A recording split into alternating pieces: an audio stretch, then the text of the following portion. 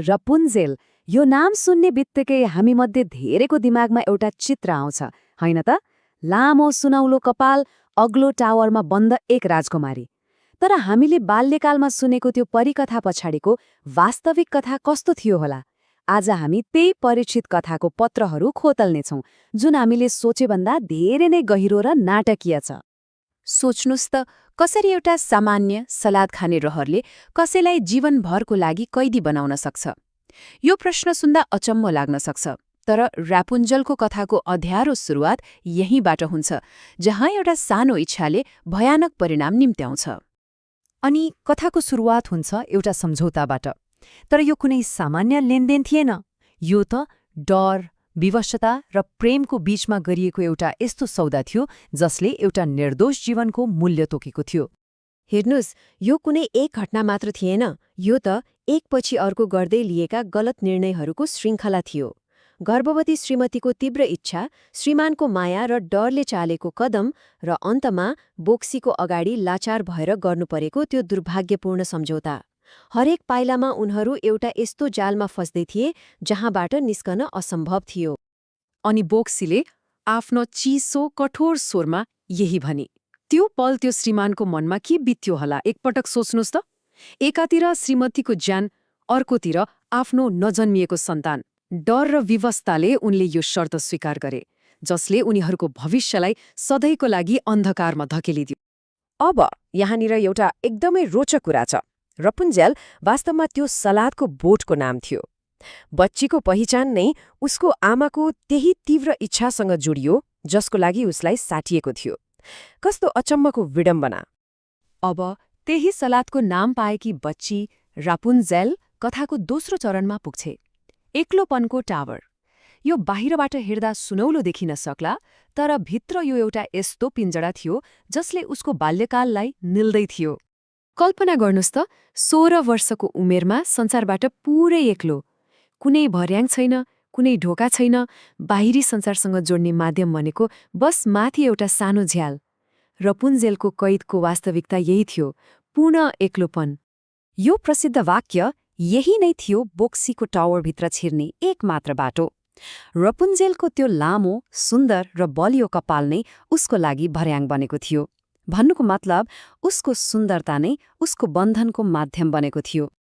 तर भनिन्छ नि, हरेक अन्ध्यारो रातपछि उज्यालो बिहानी आउँछ। कथामा पनि अब आशाको किरण बनेर एक राजकुमारको प्रवेश हुन्छ।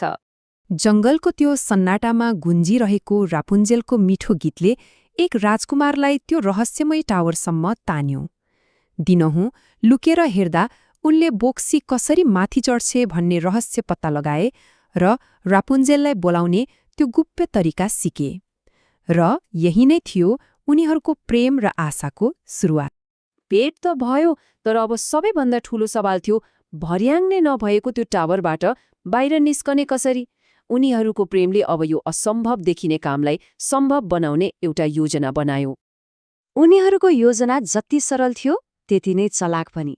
राजकुमार हरेक रात भेट्न आउँदा रेशमको धागो ल्याउने भए र र्यापुन्जेलले ती धागाहरूलाई जोडेर एउटा डोरी बुन्ने भइन्। हरेक रात उनीहरू बिस्तारै बिस्तारै आफ्नो भविष्य र स्वतन्त्रताको धागो बुन्दै थिए। तर परिकथाहरू सधैँ सोचे जस्तो सिधा कहाँ हुन्छन् र? उनीहरूको त्यो सुन्दर योजना एउटा सानो निर्दोष गल्तीले चकनाचुर हुन पुग्छ। रापुन्जेलको यही सोझोपन र अनुभवहीनताले सबै कुरा बर्बाद गरिदियो। अन्जानमा भनेको यो वाक्य सुन्ने बित्तिकै बोक्सीको रिसले सीमा नाघ्यो। उनीहरूको गोप्य सम्बन्धको पर्दाफास भइसकेको थियो। अब बोक्सीको रिसको ज्वालामुखी फुट्यो। उसले कैँचीले एकै झट्कामा रापुन्जेलको पहिचान, उसको त्यो सुनौलो कपाल काटिदिई र उनलाई एक उजाड मरुभूमिमा एक्लै फ्याँकिदिई। अनि राजकुमार उसलाई टावरबाट तल धकेलिदिई, जहाँ काँडाले खोचेर उनको आँखाको ज्योति सधैँको लागि गुम्यो। एकै क्षणमा दुवैको संसार अन्ध्यारो भयो। यति धेरै दुःख र पीडापछि कथाले फेरि एकपटक आशाको मोड लिन्छ। यो अन्तिम अध्याय हो जहाँ प्रेम र आँसुले सबैभन्दा गहिरो घाउ पनि निको पार्छ। आँखाको ज्योति गुम्यो, तर राजकुमारको मनको आशा गुमेन। उनी वर्षौंसम्म जंगल र मरुभूमिमा ठोक्किँदै भोकै प्यासे रापुन्जेलको नाम पुकार्दै हिँडे। उनको प्रेम र दृढताले नै उनलाई त्यो अन्धकारमा जीवित राख्यो। अनि वर्षौंको भड्काइपछि एक दिन हावामा त्यही मिठो परिचित धुन सुनियो। यो त्यही आवाज थियो जुन उनको मुटुमा बसेको थियो। यो रापुन्जेलको आवाज थियो। उनले आफ्नो सम्पूर्ण शक्ति लगाएर कराएर त्यही आवाजलाई पछ्याउँदै अघि बढे। जब उनीहरूको भेट भयो, वर्षौंको दुःख आँसु बनेर बग्यो। रापुन्जेलले खुसीले रुँदै राजकुमारलाई अङ्गालो हालिन्। उनको आँखाबाट झरेका जम्मा 2 थोपा आँसु राजकुमारको अन्धो आँखामा परे र चमत्कार भयो। राजकुमारको आँखाको ज्योति बिस्तारै फर्कियो। यो क्षणले देखाउँछ कि साँचो प्रेमले कसरी असम्भवलाई पनि सम्भव बनाउन सक्छ। अन्तमा उनीहरूको दुःखको यात्रा सकियो। उनीहरू आफ्नो राज्यमा फर्के, जहाँ उनीहरूको पुनर्मिलनलाई उत्सवको रूपमा मनाइयो। टावर र मरुभूमिको अन्ध्यारो दिनहरूलाई पछाडि छोडेर उनीहरूले सधैँको लागि सुख र शान्ति पाए। त्यसो भए यो कथाबाट हामीले के बुझ्ने? कि यो साँचो प्रेमको विजयको कथा हो, जसले जस्तोसुकै बाधा पनि पार गर्छ? वा यो एउटा सानो गल्ती र डरले गरिएको वाचाले कति ठूलो मूल्य चुकाउनु पर्छ भन्ने चेतावनी हो?